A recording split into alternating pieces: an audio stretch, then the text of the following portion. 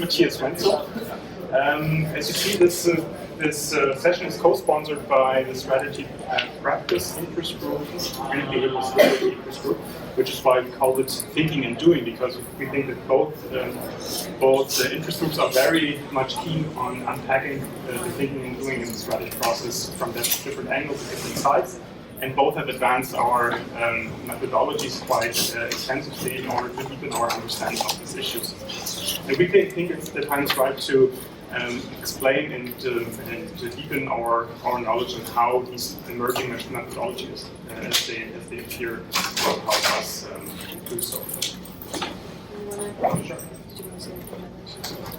Right. So, just briefly about the setup of the session. What we observed is the burgeoning, let's say, area of different methodologies that come up in order to extend research and thinking and doing the strategy process. So, for example, we have discourse and narrative analysis is something that in the social sciences is rather established, but much less so in strategy research.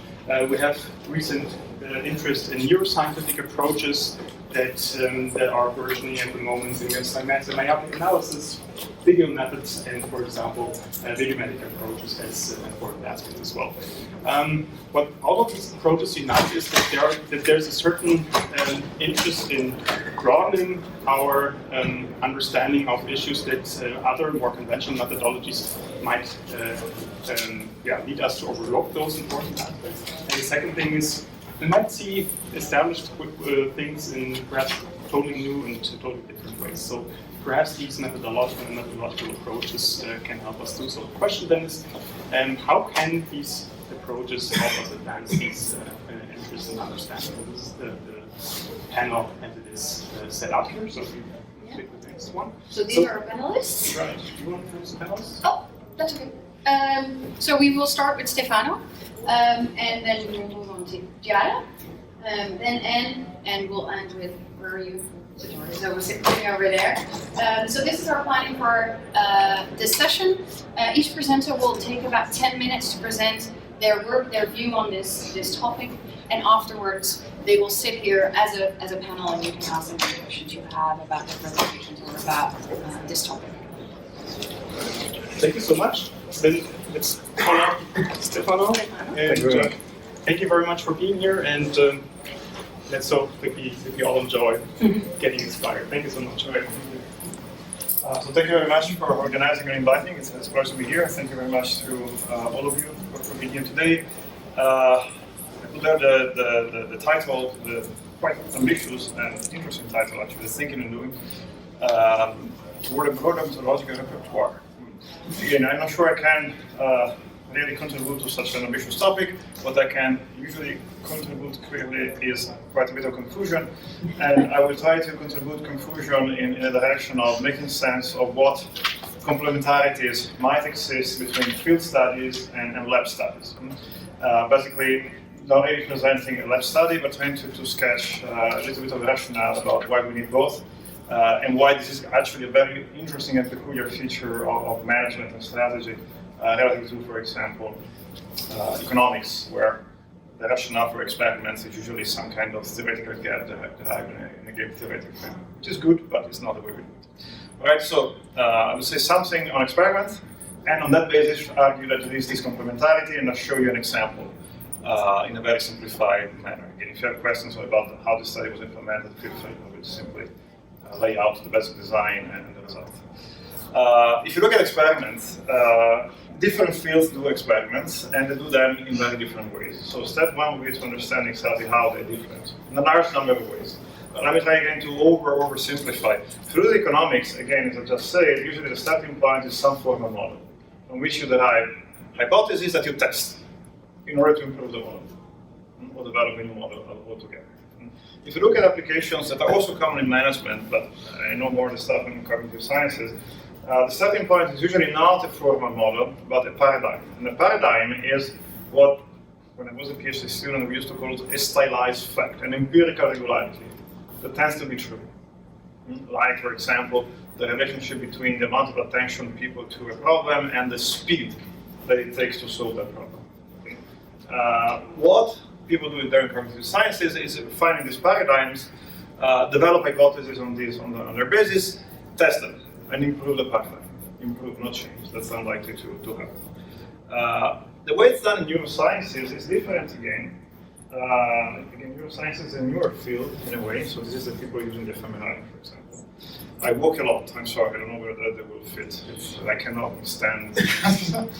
And what they do is basically developing maps of the brain, of the circuitry connecting different brain systems, and then they use experimental lab studies more generally to improve the map, the connections across different brain systems. And it's not identification of the brain system that was done in the 50s, 60s.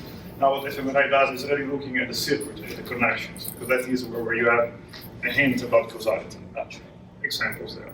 Now, how do we use them in management, given these three very different general premises of an experiment?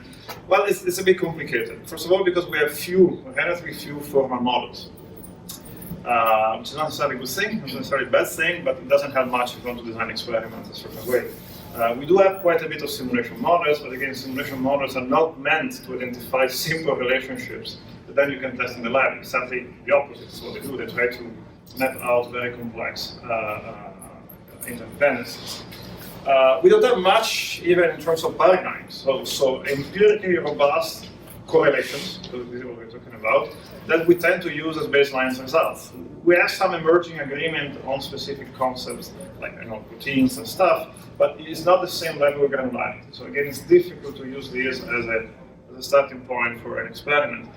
What we do have is something which, in my opinion, / imagination at least, is closer to the logic of neuroscientists. We develop a lot of frameworks. Think about process modeling, qualitative research. And I've done quite a few of those. So, and the idea of the framework is really to develop a map that identifies the main relationships across a number of core variables. And if you look at this in these terms, then you can start thinking a little bit about how do you build a bridge between one approach and the other. And again, do notice it's very different from what happens here. And I think this is something of a little bit of an underexploited opportunity. Let me give you an example. Some of you might be familiar with the literature on hybrid organizations, social enterprises. They have to reconcile conflicting objectives. Right? Very cool work, nearly entirely qualitative. I think that's a strength. A lot of attention has been given in the past on organizational solutions. This is not what I'm going to these attentions.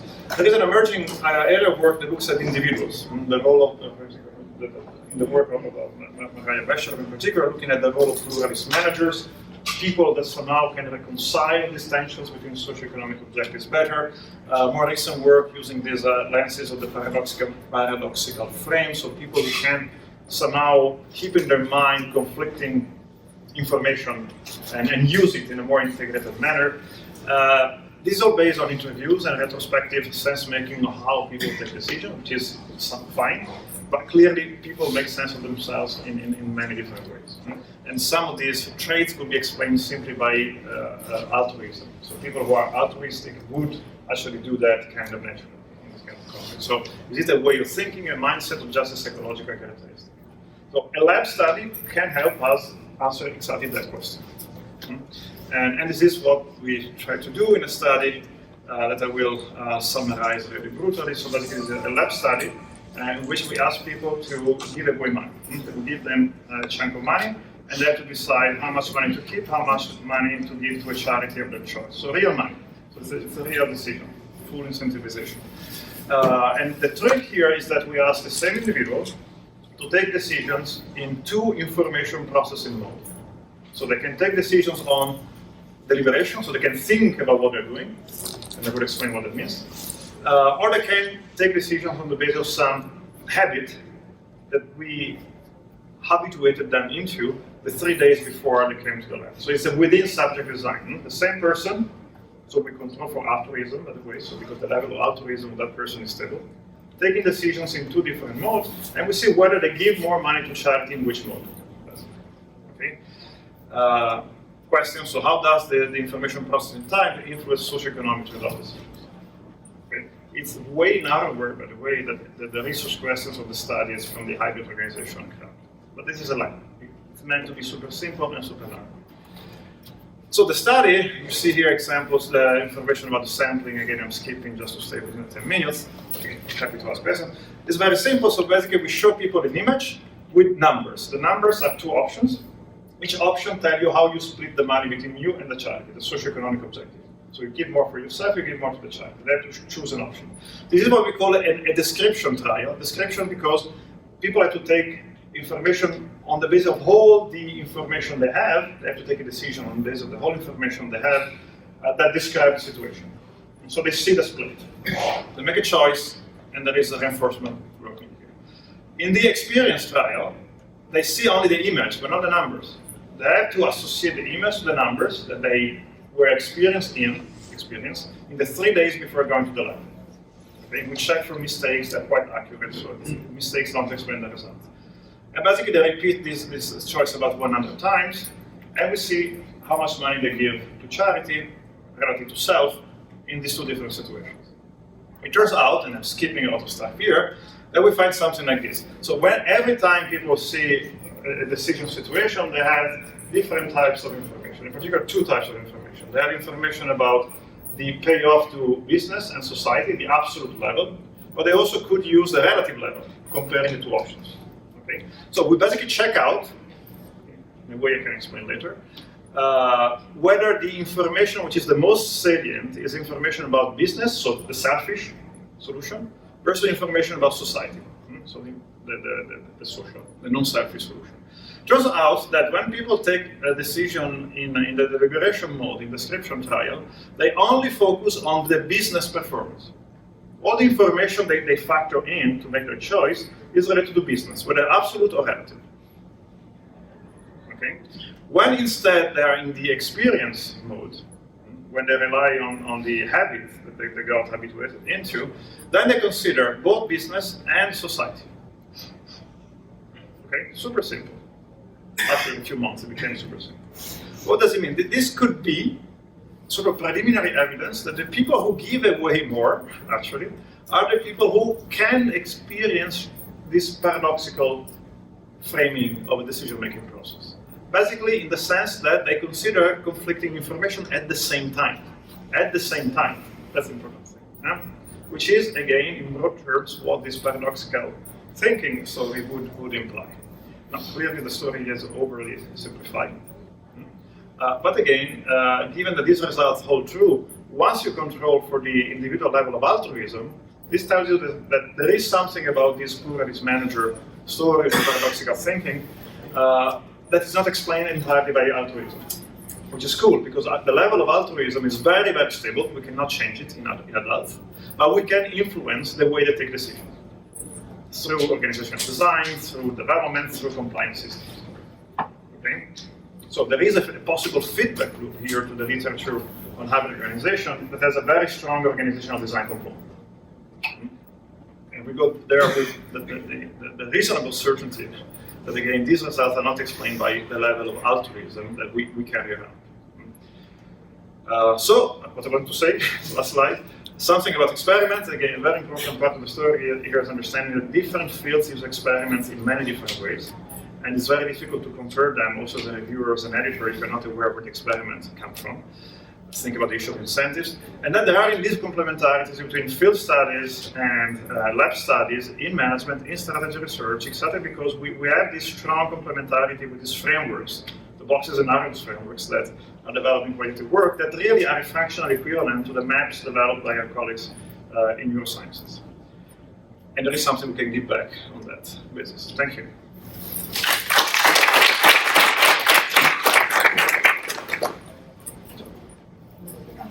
Sotirios. Sorry. Okay.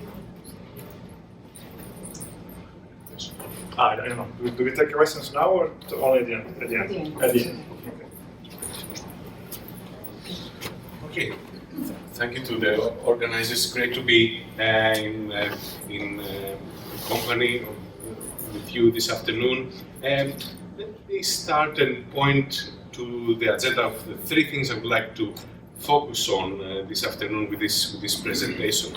The first thing is I will ask and talk about why should we bother about visuals and materiality? What difference will it make? Are we wasting our time? And our time is very precious. We don't want to be doing that, spending 10, 15 years of our times in projects that don't have meaningful outcomes, of course. Then I'll talk about a study that showcases some of these ideas and offer some tips in the light of the session this afternoon.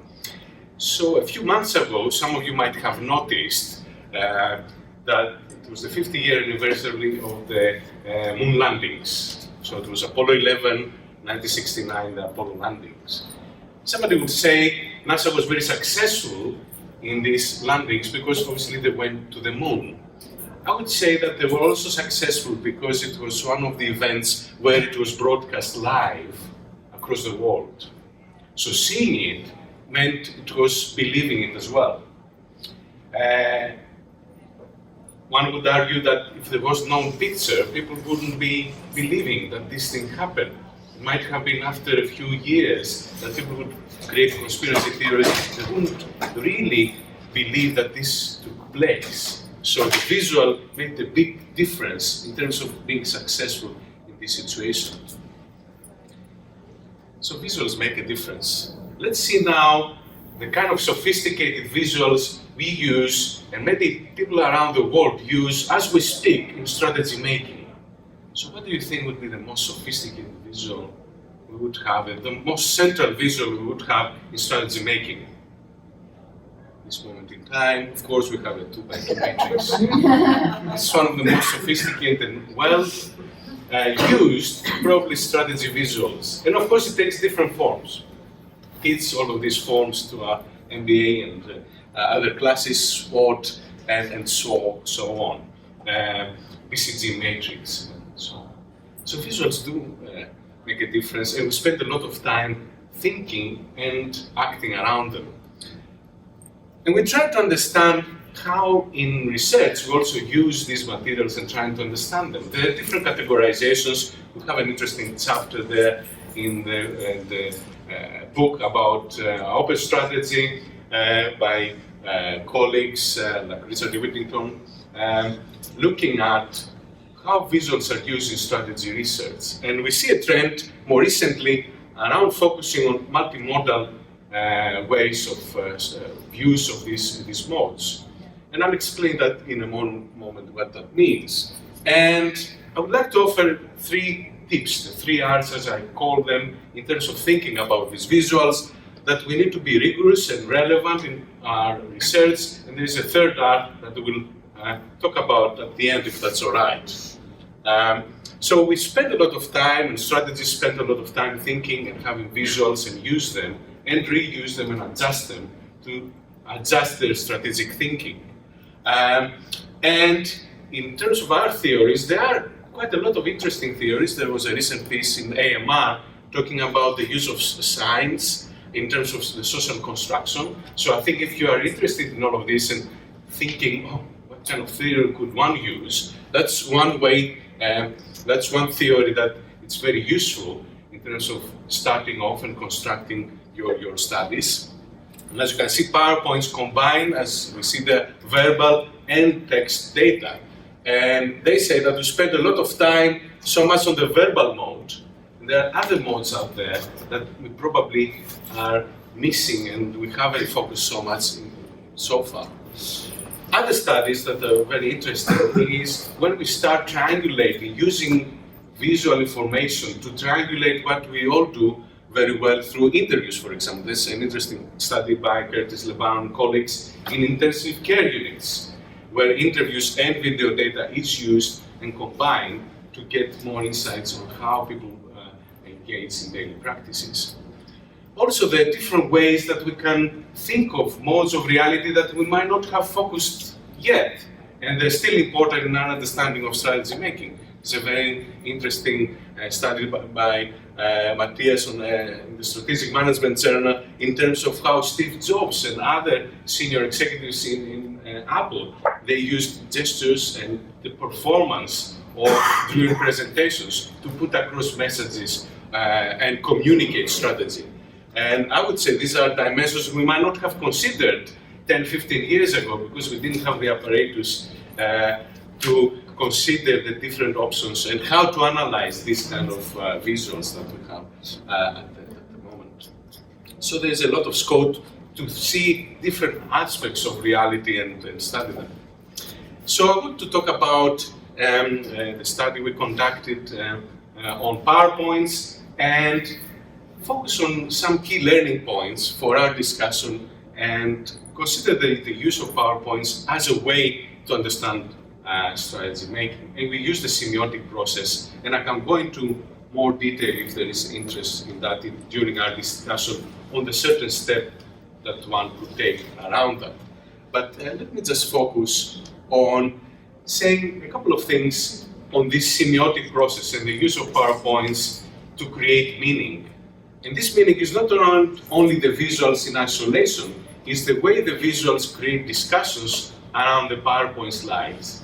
So the PowerPoint slides have multimodal dimensions. They don't have only the visual format, they also have the discursive dimension through the discussions they create.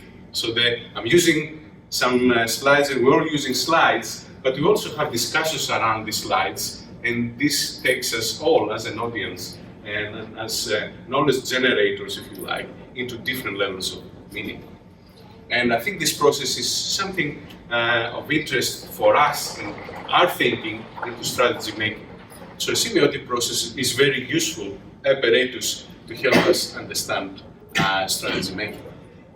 So the tips I would like to focus, and I'll close with that if that's all right, is for future research in this kind of domain, in terms of understanding visuals and artifacts, is to first think deeply, how do we capture this reality? How do we engage and capture this new data that could be captured? The second one is, how do we then start making meaningful comparisons? So it's not only understanding one set, in our case with PowerPoint slides, but seeing how these slides develop during a consulting engagement.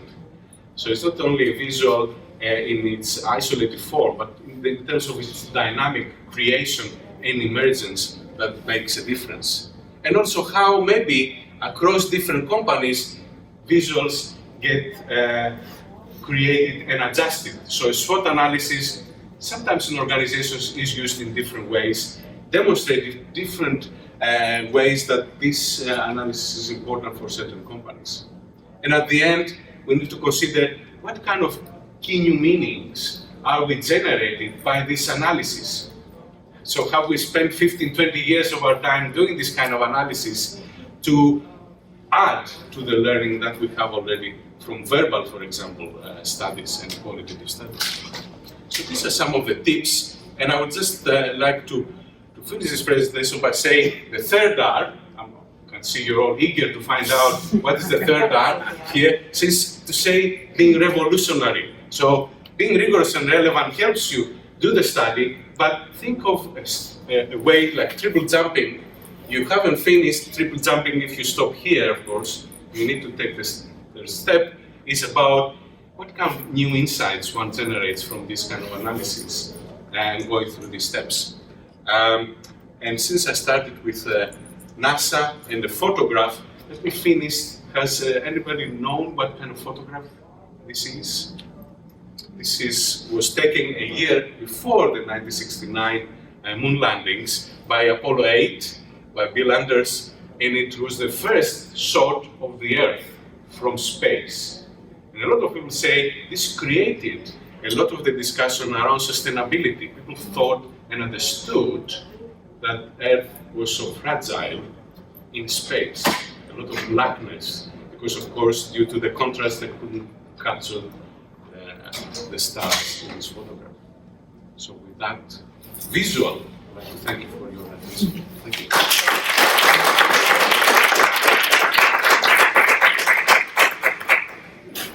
Okay, so this was great. What I'm going to do today is skip to your additional slides and then go to mine.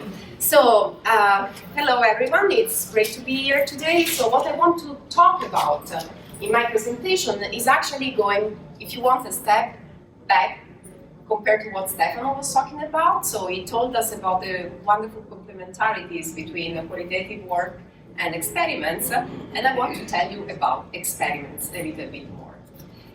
I'm basing this on an essay that I co-wrote with a colleague from Bocconi University, Cedric Gutierrez, that was just published on strategic organization. And so I'm going to build on this paper to tell you about something related to the use of experiments in the field of strategic management. So let's just look at the data. Do we use experiments more in strategy nowadays compared to what we did in the past? If we look at the data, apparently this is the case. And you can see that there is a trend clearly in the use of experiments if you look at the top journals in the strategy field. Now, does this mean that we run a lot of experiments? Well, actually not. Because if you look at the numbers and you try to put numbers on top of this trend, you see that the best that we could do was when, in 2015, on SMJ, 5% of the total number of papers published in the journal were actually experiments. So the best that we could do in a year was, in this particular journal, just 5% of the papers. So there is a trend, but clearly experimental papers are still a minority. And when I talk about experiments here, I'm referring to randomized experiments, so I'm only taking into consideration lab and field experiments, excluding, for instance, natural experiments. So what we try to look at in this paper with Cedric is to try and understand what may be the reasons for this, what experiments are not maybe so good at, and what are the strengths that we can leverage in order to advocate for a wider use of experiments. So we start with what experiments are maybe not so good at. So the first usual comment that when you try and publish an experiment you will get from your reviewers is that does this belong to strategy? And I mean, given that we belong to the field of strategic management, this is quite a crucial question. Can we really study strategic questions using experiments, or can we just study a subset of strategic questions, the ones that are micro and related to individual decision making, but not the broader set of questions that we actually have in the field of strategy? Well, according to the analysis that we performed together with Cedric, it looks like if we look at the papers that have been published already in strategy, some of them actually deal with things like alliances, mergers and acquisitions, and things that are very macro and happen at the organizational level, as opposed to this common conception that it's only about the microprocesses. The second typical caveat is that results cannot be generalized outside of the specific context that you're studying, which, by the way, is the case for every single study, but let's say that it's particularly true in the case of experiments. So experiments lack, we say, external validity. Now, this is another one of those things in which first I would argue that maybe this is not true compared to other cases, but let's say there are ways in which we can tweak the design of the experiments so that basically we can make them a little bit more relevant, if you want, for a broader discourse. So for instance, the context in which you're studying them, are you running a lab study versus a field study? The type of participants that you have, are you just engaging with students, and there's nothing wrong in engaging with students? It depends on the question that you're looking at. But let's say, are you engaging with students versus managers versus practitioners? Tasks, is this a simple task? Is this a complex organizational task? If we look at the papers that have been published in the past, we actually have a lot of variation around all of these dimensions. So I think, once again, it's important to take into consideration that there are many different ways, I'm going to reiterate what Stefano said before, of thinking about experiments, also if we just focus in the field of strategic management itself. Now, maybe there are problems, arguably. Now, what are the things in which experiments actually shine and excel? And this is what experiments are, we think, surely good at. The first is assessing causality. So, by definition, an experiment does that properly, because by randomizing the assignment to an exogenous treatment, you're actually able to show a link between a variable and another. An example of this is the paper by Vanessa Burbano in 2016, where she actually can show the link between CSR and performance in firms by actually treating whether or not employees were aware of CSR engagement of firms. Construct validity, and I'm giving an example that comes from the literature in corporate strategy, so very macro, to get out of this misconception. what experiments are very good at is that when you go in the field and you rely on archival data, you have to come up with proxies of what you actually want to measure. With an experiment, you actually can look at exactly what you're interested in, so the construct validity actually increases a lot. Micro-foundations, that's another aspect. So experiments enable you to do things that are simply not feasible with other type of studies. If you're interested in understanding the way in which people think, the way in which they, for instance, choose between exploration and exploitation, as in the paper by Daniela and colleagues, then the only thing that you can do is to actually look at what happens in the heads of people. And this is where an experiment actually gives you a big advantage compared to other potential methods. So if you want, this aspect of assessing causality and construct validity, this basically means that experiments are the golden standard, I would say, when it comes to carefully identify something that you're studying. So they really enable you to push on identification, which we know is one of our current, maybe not so much more obsessions, let's say, in the field. So well-identified study and experiment does that. Micro-foundation, this is clearly not topics, and there are many ways to think about micro-foundation. So if you think about strategic human capital, that happens at the individual level, right? If you think about decision making, this is also something that happens at the individual level. And nobody questions whether or not this belongs to the field of strategy. So once again, depending on the question, it may to some extent be easier or a little bit more difficult to actually push for an experiment. But my bottom line is that strategy as a field is a very exciting field in which you can be an experimentalist today, because actually there are challenges, but we also have a lot of opportunities. Some remarks, some thoughts, some things that I think we should do better as a field, so things that I would like us to improve as we move forward. First of all, there is a part that is related to education. So the fact that we actually talk about this, the fact that we actually talk about this in the field of strategic management, and we try to, first of all, design doctoral programs in which students are taught how to run experiments, and second, educate also reviewers and editors on how to review an experiment, which is clearly not the same thing as you have with archival data. So the reviewers that ask you for, did you control for this? Clearly there is the need to explain what experiments are really about. Pushing forward the standards for what constitutes a good experiment. And I think actually in this respect, the strategy and experimentalists in the field of strategic management are trying to do a lot. There is a lot of emphasis on transparency, a lot of emphasis on what constitutes a good experiment, how you can actually share your data, make the data available to everyone. And a lot of things about, for instance, pre-registration of hypotheses. This is something that we really hear a lot of people talking about. And then, ultimately, I think this is really a good time, as I said, and I think we should really enjoy the fact that we're a part of this community and we can share the possibility to actually be as creative as we want, because this is to some extent still a little bit, maybe less so, but it still feels like uncharted territory, which gives us the possibility to experiment, if you want, with different approaches and different methods for research. So let me very briefly give you a sense of things I've been experimenting with when it comes to experiments, no pun intended. So I'm actually going to leverage, without knowing what this was about, on some of the concepts that Stefano discussed. So the complementarity between experimental data and qualitative data. One of the common features of all the papers that I'm working on at the moment, working papers of mine, is that there is some sort of combination between an experiment and something else.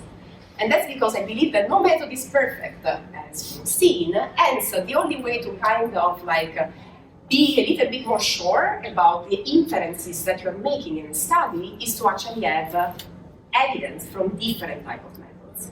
So for instance, together with Marianita Micheli and colleague at the ESSEC School of Management, we are looking at the way in which people share information across different companies, what incentivizes or prevents employees from leaking proprietary organizational knowledge from one firm to another, and we do that by mixing qualitative methods with interviews and the field study of CERN, the organization in Switzerland, and an experiment using a vignette distributed to physicists working at CERN.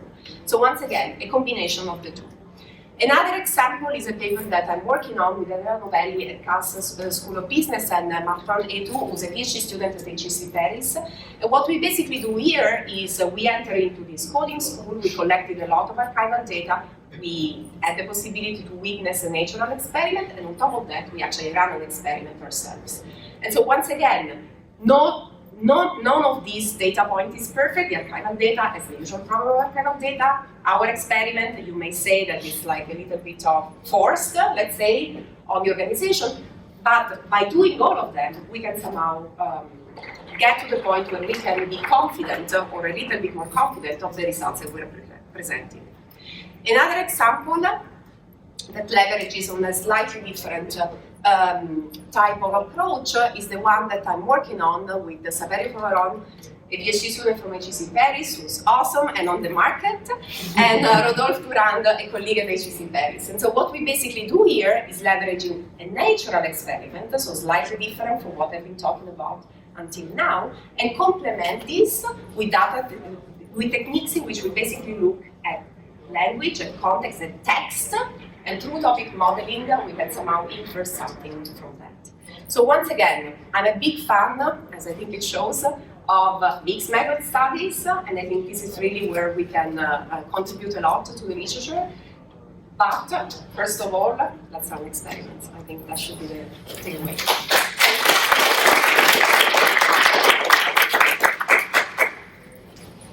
Okay, thank you. Strategic organization is a really good place if you have some innovative methods and you want to present them. Let us know. I'm going to do two things in this presentation.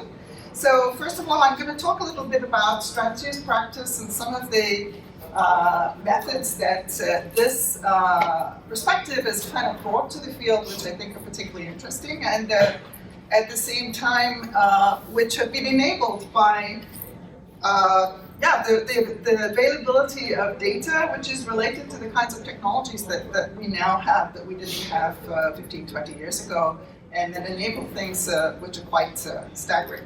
And then I'm going to be a bit self-indulgent and tell you about a project which is keeping me up at night, or not keeping me, engaged. So here are, first of all, a few interesting methods that the strategies practice perspective has enabled us to focus on, to look at really the doing of strategy. So, this is kind of a simple one, and it's not based on new technology, but people interviewing people on a regular basis over and over and over again, and to really look at how practitioners have strategy over long periods of time. Whoops, they're not in the right order. Well, never mind. Another kind of approach which is particularly interesting, and I don't think we've seen enough of, is we are increasingly videotaping meetings, but why aren't we playing them back to the people who are involved in the meetings in order to see not only what happened, but what they were thinking at the time. So I actually have a student who did this. This is not a strategy study, but it was an operating room study. It was healthcare, and filming the operation and then talking to the professionals about what happened in the room when, for example, a needle got lost. And I think these things can be particularly interesting as ways of looking at the doing. Diaries. There's a very interesting study by Julia Balakan and Jerry Johnson where they got people involved in strategy to actually write diaries on a regular basis. So this is another very interesting one. With the way that now everything is, documents are written in multiple versions, why don't we collect the versions and see how one version became another version, the wordsmithing that actually takes place in order to develop strategy. So there's a really wonderful paper by Paul Spee and Paula Josepkowski that actually does this, and you can see from meeting to meeting the wordsmithing that actually takes place and how the strategy, written strategy, actually transforms itself over time. Become a strategist and write it all down.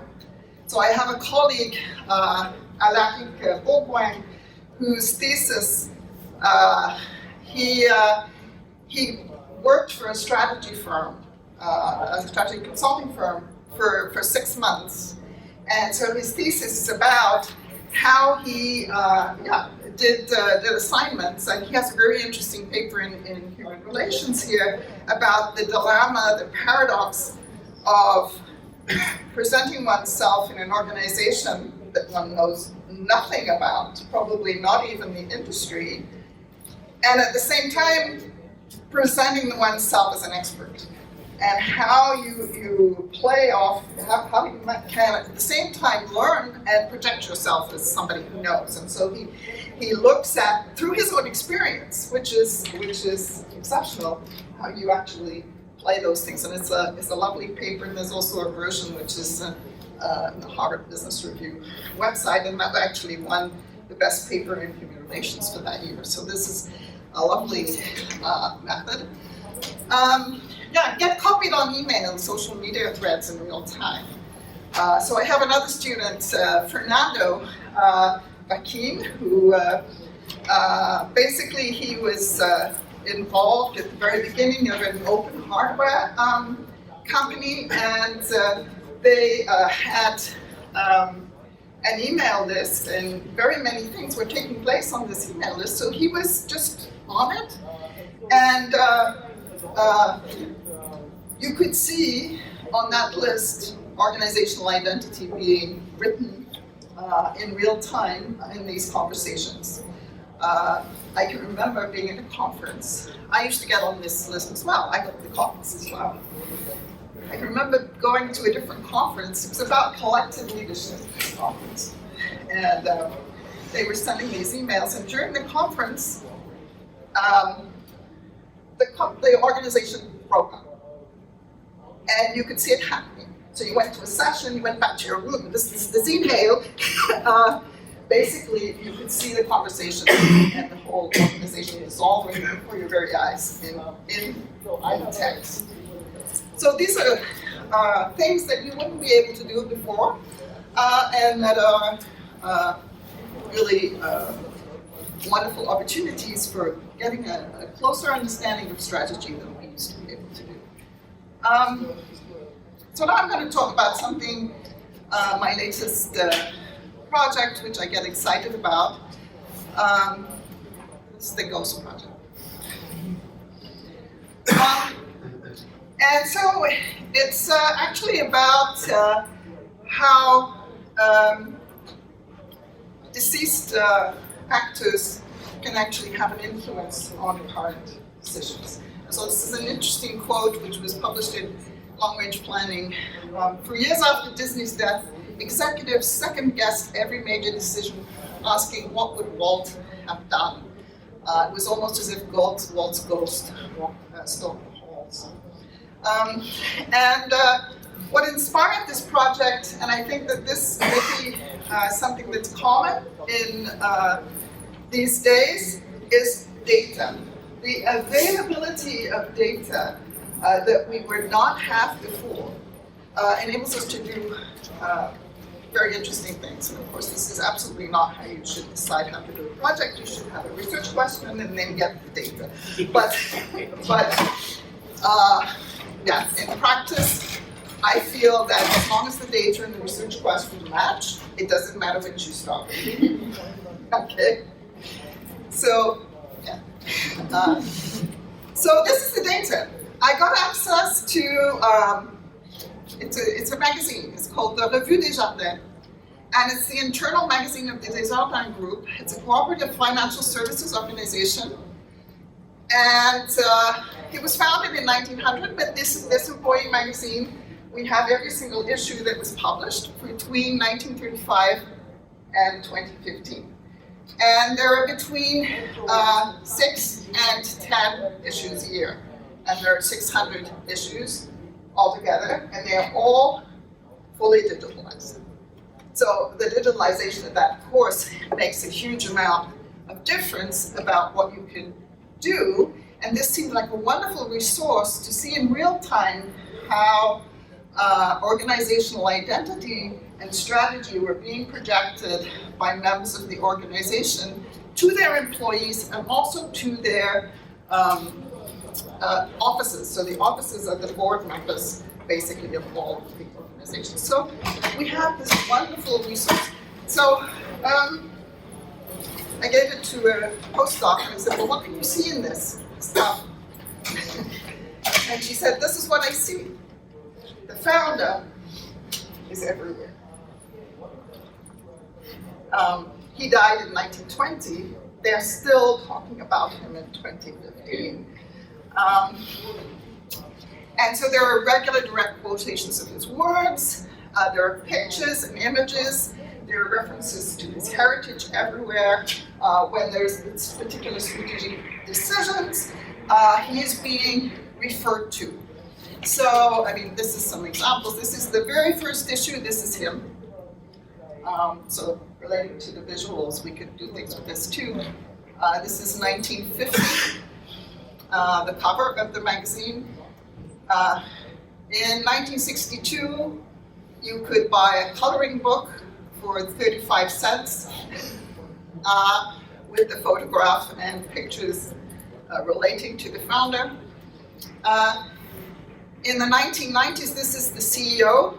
On every copy of the magazine, he had the photograph of the founder behind him. This picture appeared in every issue for about 5 years continuously.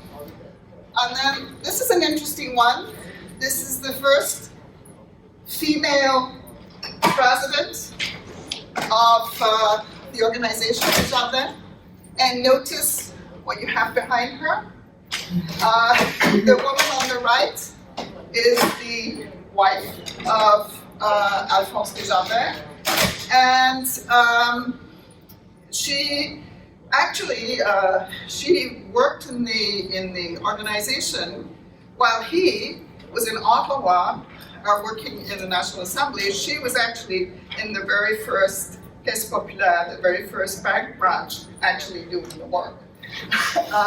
So we kind of reinstate her as the co-founder of the organization, and now actually both their names are kind of associated with everything that goes on with this. So there's a lot of symbolic material in this. These are just pictures, but there's also a lot of words. So, I mean, what are some of the research questions that you could ask with this? So, simple one, for what purposes is the founder figure invoked? How are they mobilized you? How are they mobilized during critical episodes of strategic or organizational change? How might they become contested symbols? So we've got this kind of heroic vision of the founder, but could they become contested? So how am I doing for time? So we actually have a paper based on the first research question, so how and for what purposes is the founder figure invoked? And I mean, this is just part of the paper, but it gives you some of the types of invocations of the founder in this material. Many of them use the founder, and this is perhaps not unexpected, to refer to organizational identity. So this is really to connect with the organizational mission and values. But there are others which are much more strategically oriented. So the imperative invocation, which died out in the end of the 1950s, by the way, is here's what the founder said, this is what we should do. It's like the founder is giving orders from the grave. Justificatory invocation is justifying the actions on the basis of the founder's ideas. So we are doing this, and by the way, the founder would have agreed.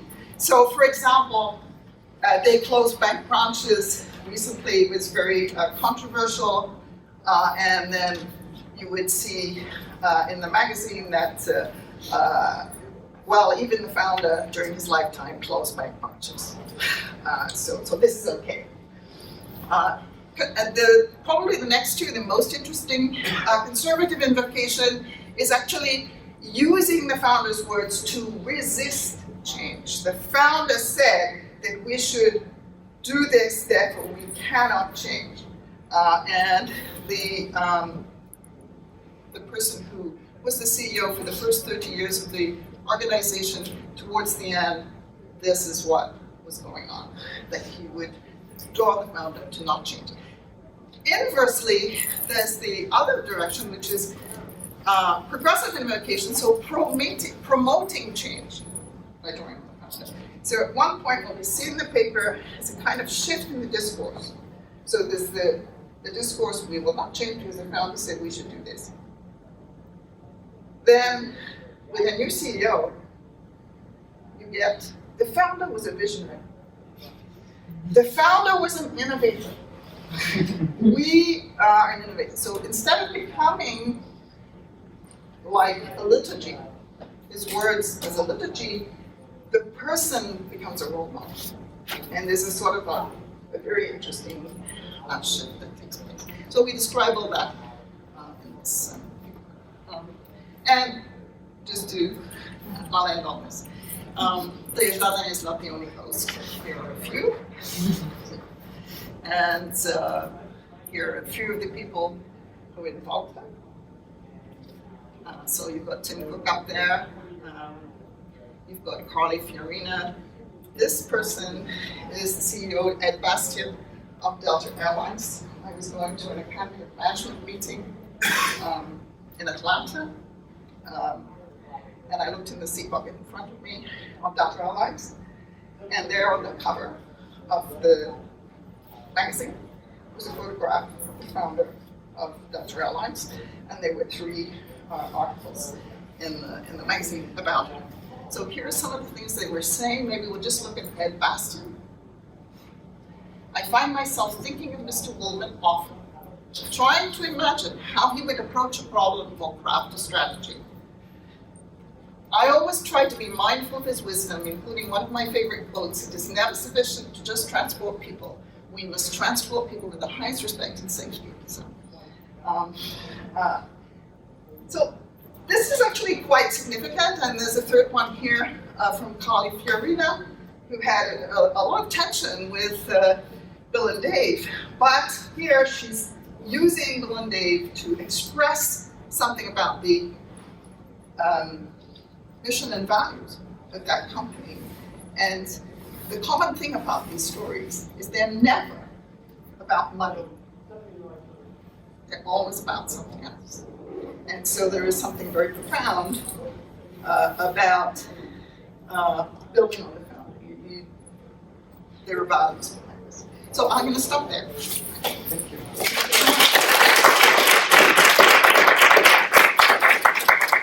So we would like to invite our panelists to actually sit in the panel so that the people who joined our session can ask any questions they have after seeing these 4 thought-provoking presentations.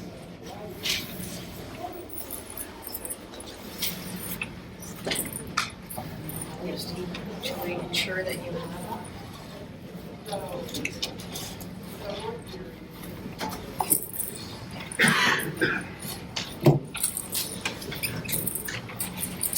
So is there someone with a burning question that would like to start off asking questions to our panel? Thank you for organizing this very interesting panel. I have a question for Giada and Stefano. I'm an ethnographer by training, and so right now I have a project where I want to use some of my findings from the field to feed an experiment. And I received funding for that, so now it's time to do it. I have a little bit of, I'm thinking about how to frame that once, I write a paper about that. How can I use, do my findings, field findings have legitimacy, especially if, like, to be tested, in an experiment, especially if they haven't been published yet. What do you think about that? So, because I can't rewrite, so let me expand on that. Yes. Like, I can't rewrite my paper, into, like, my qualitative paper into, my experimental paper, right? So I just need to give some highlights, and I'm afraid it may not be enough for the reviewers. So what you want to do is not to have a mixed method paper in which you combine the ethnography with the experiment, but it's more like to have two separate papers in which the first informs the second, but it would not be published by the time in which you actually have that. Right? Okay. So my experience for now is mainly limited to cases in which I've tried to put the two things together in the same paper. And the reason why I think this is effective is because you somehow create, base all the arguments that you're actually going to leverage in order to design the experiments on other evidence that you bring to the plate. I think I really like this approach. I succeeded in publishing one paper that actually has this mixed method approach. For all the others, every time I tried, what happened in the reality was that a part that was in one direction got out of the paper because I received the reviewers. You had an example on the slides of the paper with Elena Del Piaz, 2018, on SMJ, the same issue where the other paper was published. And we basically started that paper as a mixed method paper in which we had some qualitative analysis based on the narratives that the firm has created, and then we had some quantitative analysis based on the data that we could get out of these narratives.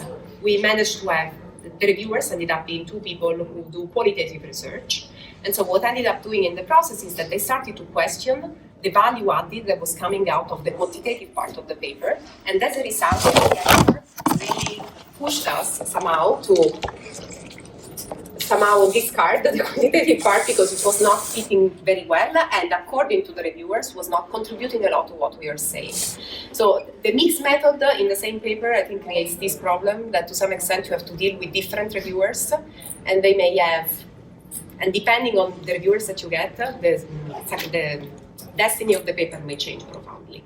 So separating them in two sounds like a good idea to me, but of course it's like I suppose if I were you, I would need to have some more motivation behind the study than just the findings that you have from your ethnography. Now, I suppose this is the case because probably your ethnography is embedded in some literature and you have you're speaking, you're already joining a conversation, and so probably you can leverage that conversation, including the results of your ethnography, to motivate why you actually are designing the experiments in the way that you're doing. That would be my take. Can I add something? I mean, it's just, you only have a limited number of pages. It's just hard to do justice to different methods. I think, you can, it can look as if, one weakness of one is compensating the weakness of the other, which is not good because they end up being kind of weak. Or, if you really want to be strong on both sides, then there's just not enough room. This is part of it. I think the challenge is normally, in my experience in the past, we went for the coupling. So, for example, we interview a lot of the people who put in the fMRI, and a couple of cases we got different papers out of that. I think the immediate challenge though is how are you going to simplify to an extreme the findings from your ethnography to make them fit into the lab. It's an ethnography, it's super rich. That's why it's so cool and so interesting. The lab is going to be merciless in that you're going to have to choose one core relationship among two core variables and forget about everything else. So even before framing discussion about separation, integration, it could work either way, I don't know. If you think of a journal like Nature Human Behavior, they would buy both studies because the format, how the data type was there. But the question is, you can build a complementarity if you can find the two core variables and the one candidate causal relationship that you want to replicate in the lab. And that's going to be the bit of a job. but there is also a learning effect in terms of the journals and the way at least management journals are set up that doesn't allow for this kind of more complex communication to take place. So maybe there is an opportunity to have a longer appendix, for example, in a study to indicate an illustration of the as a supporting evidence rather than being a central part of the main paper. So in discussion with the editor, there might be a scope to have some of the nuggets of part of the study in the appendix. Thank you for your question. Other questions for our panel? I have a question for Professor Langley about your project that you presented, so the GHOST project. In the founders that you analyzed in your text that you postdoc did, because you are saying about Lucy Tuckett as nothing but good about the dead, right? So did you also sense that there was a bias because you have this notion of déjà vu? So I can imagine that there would be more positive bias, and if not, how would you balance that out? So, go to Google and write Steve Jobs and then anecdotes. Yeah. And you will find that a lot of bad things are said about Steve Jobs. So it's not true that, yes, he's a hero and so on, but there's a dark side. And so he's one of the ghosts that we would be interested in looking at, particularly because of that dark side, and how do they, how do survivors deal with that dark side? So that's one place where the negative part might arise.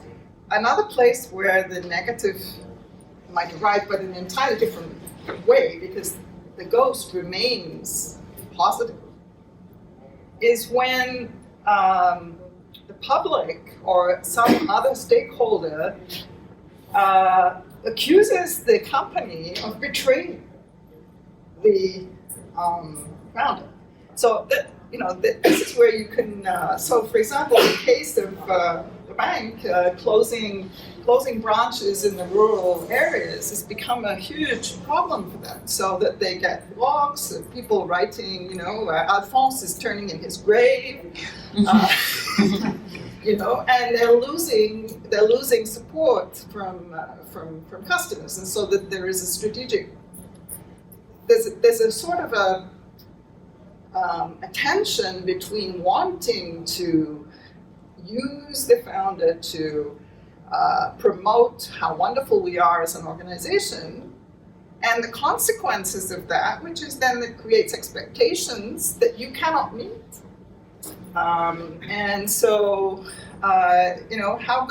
what is it really a good idea to do this? Should you at some point try to distance yourself from this individual? And another research question is, if not all organizations have this feature, some founders disappear.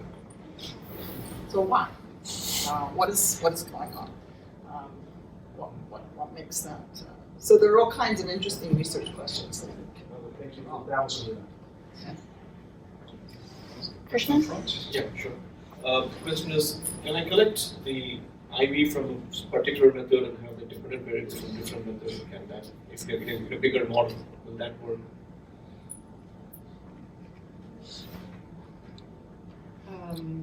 Well, I think, for instance, in the case of survey research, this is one of the things that you do in order to avoid the common method bias, right? So it's like, instead of asking about what the dependent and independent variable in the survey, what you could do is to actually collect the data about the dependent variable through some archival data, and then gather measures of your independent variable through the survey.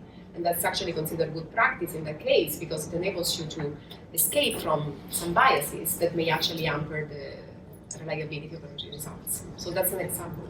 But you obviously have an example in your head, which I think you need to tell us so that we can answer your question. Right now, an example, just trying to. At the micro level, I can collect data about individuals' perception about certain capabilities, but that aggregating as an organizational capability, require either higher level manager or have been archival data or experimental data. So I was trying to see whether I could model the micro foundation approach using two different methods at the different levels. I have a question for Anne. Have you found that the ghosts exist in the same way when the founder is still alive but no longer involved in the company? Of course not. And I mean, they are completely malleable. You could say they are completely malleable, except that what I just said is that they're not completely malleable because there are people who are attached to them. Another thing that happens is certain things get forgotten. Okay, so you will retain part of the founder that you might want to keep because it has a positive connotation, and you would separate yourself from another part. So Steve Jobs, that may happen, right? So we may try and forget some of the less pleasant aspects of his personality. In the case of Desjardins, the organization was founded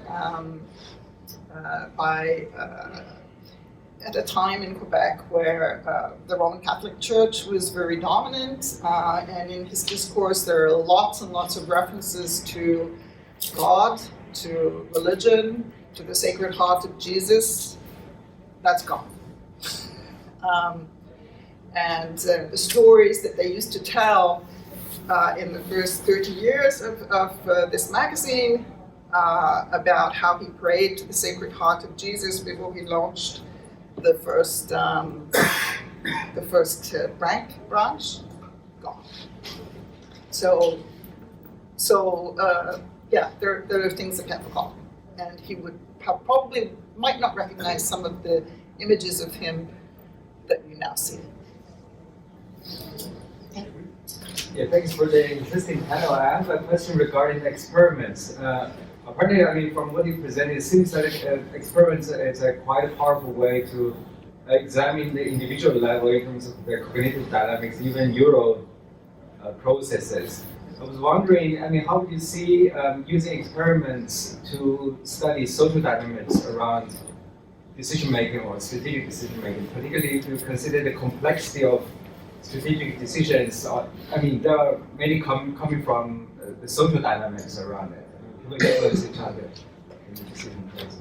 I wonder how you would see that, I mean, using experiments. You can certainly design experiments on groups. Right? There is a large number of such studies in social psychology, for example. You manipulate, in fact, the interaction across people somehow.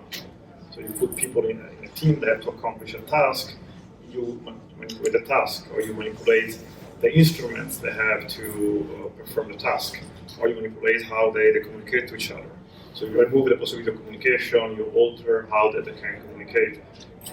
So that there is plenty of ways of introducing an element of social dynamics, and plenty of experiments in sociology too, looking at status, for example, and legitimacy, how that impacts performance in different ways.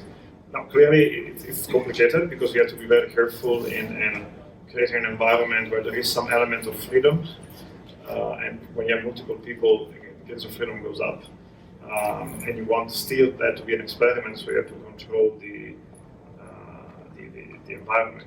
I think the difficult thing is, as always, as you say, strategic decisions are very complex, you structure kind of problems.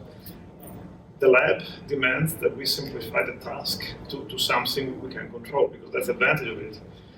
If you replicate in the lab an environment, a decision situation with as much complexity as out in the real world, then you don't need the lab. Then you better do a very well done ethnography, for example.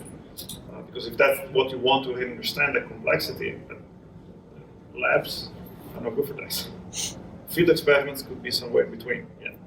They can, but of course they come with other problems, right? So clearly they allow you to potentially isolate the variables of interest in a more complex organizational context.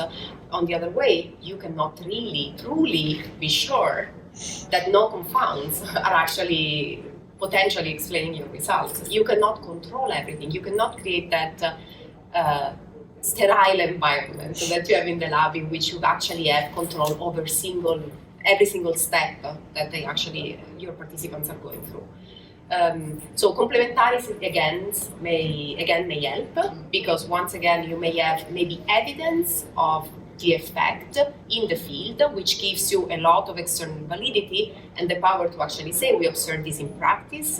And then what you can do is you can go in the lab, replicate the decision, simplify the decision, which is something you need to do for the experiment to actually have some value, and maybe observe, for instance, a potential mechanism that you think may be driving the main effect in the field. So once again, leveraging on complementarities, I think is the answer. No method is perfect. The value of conducting a lab experiment is to enable you to isolate one specific relationship, which of course requires you to remove the complexity, otherwise it simply doesn't work.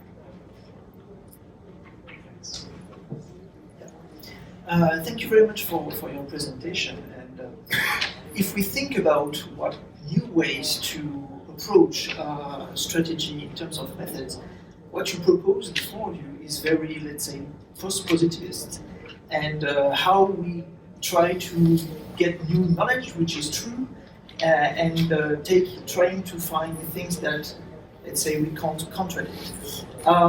In strategy as practice, strategy making, what about thinking about new methods that is more built on the epistemology of functionality, things that seem to work on the field, rather than trying to find the truth in the way we see science? There's been some attempts in this in the organization field, in the IS field, and in strategy we can't see many studies like this that gets published in the top journals. Through, let's say, design sciences, through collaborative research, and when we have an insider in a company, most of the people say, okay, it's an insider to get information, but we have an outsider that controls the interpretation. So what about relying on a researcher that would be in depth into the field, not only for ethnographic research, but that would really have an action on the field? What's your point of view on this? I think it would be very cool. I mean, everything you do in the lab. I mean, the idea that what happens in the lab is something more objective than what you observe in ethnography. That's the comic books version of the methodological, frankly. There's a lot of choices we make in the lab. We have to simplify the task. That's my idea about to simplify the task, for goodness sake. If you look at fMRI, it looks very scientific, but brain scans requires an enormous amount of manual work to go from the scan to the colors. So you have to build the average brain for a sample of 50 people. Now, the average brain is an object that doesn't exist in nature, so you have to design it. By the way, in terms of the implications, at least again in the cases I know or was involved in, very often we work with people from companies. The people we put in the lab are students, yes, but also experts or expert decision makers. That we can only do in collaboration with companies, and the implication of these studies, or those I'm familiar with, are in terms of development programs. So it's not exactly action learning, yes. But there is always somebody that has to work as a confederate then to help us translate the findings from the lab into something the company, which give us people and time, actually can use. I think the still an open discussion really how you give back, and the way would be to explore more the actual learning part of the story. I don't know. I wouldn't build a gigantic epistemological distinction between methods, because clearly the lab is a sterile in a way. But to make it sterile, you have to make a gigantic number of choices that are not sterile. That's educated guesses. Some of the choices come from the interaction with companies, which is in my case again, I don't want to professionalize. That's why I mentioned this interplay of field and lab studies. I rather make choices informed by people who understand what happens in that organization than inspired by some theoretic model. There are tensions, but I don't think they are irreconcilable. Really, fundamentally different epistemological choices there. Perhaps that was too long to. Sorry for Jeanine. I think these were also very nice and kind words for wrapping up the session at this point, because we don't want to have clear boundaries between those methods, and we don't see preference for one or the other. Overall, we've seen quite a bit of novelty involved in what is happening around methodologies. And we have seen a lot of practical hands-on advices where to find data, how to construct specific experiments, and so on and so forth, which we hope at least will advance our understanding of how we can study the thinking and the doing of strategy making in moving forward as an entire field. So thank you very much to our panelists for sharing their expertise and their knowledge within the second session. Thank you very much for participating, and we all look forward to seeing you around the conference.